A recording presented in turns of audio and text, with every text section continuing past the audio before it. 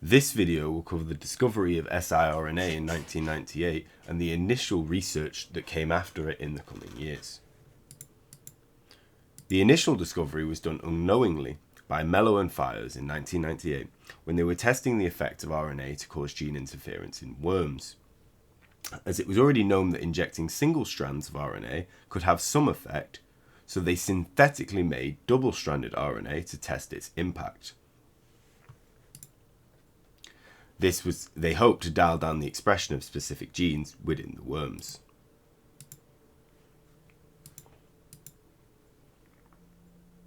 Their experiment focused on the UNC22 gene in nematode worms, and this is responsible for the production of an abundant myofilament protein in the muscle cells.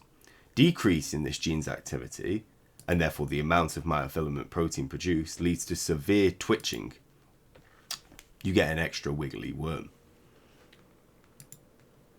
The results were that double-stranded RNA, which we now know to be siRNA, was doubly as effective, 2 orders of magnitude, than using just single-stranded RNA.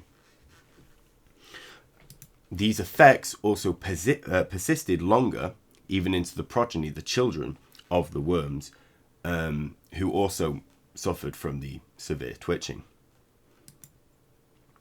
Naturally, RNA interference plays a variety of roles in the cell, but it is normally regulatory or protective in function. When their paper was published, it didn't create any large impact in the community, nor was it featured on any cover. As you can see the cover on the right here, there is no mention of it, and this is where it was published.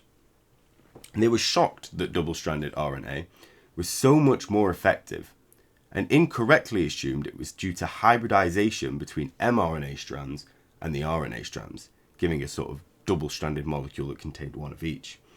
This also serves as an example that just because a hypothesis is published and in a journal doesn't mean it is confirmed facts, and we should always look for multiple sources, not Wikipedia.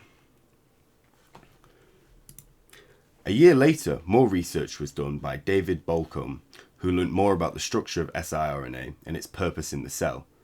But again, no concrete understanding of the mechanism had been formed just yet. It was known at the time that in order to knock down a gene, however, the RNA must be specific to the target gene. A few years later, in 2002, the mechanism was better understood. So McCaffrey attempted one of the first recorded therapeutic uses of RNAi in mice.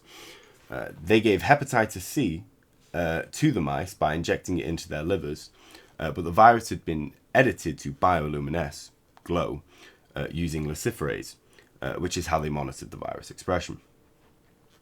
Unrelated siRNA had no effect, as you would expect, but the luciferase hepatitis C virus-specific siRNA reduced light emissions, and thus virus expression, by 81%. They did, however, note that delivery of siRNA to the liver was difficult, and we will come to some of these issues later. When siRNA was further modified to be more effective, suppression increased to 93%, showed a great deal of promise for the technology in the medical world 4 years before it even earned itself a Nobel Prize.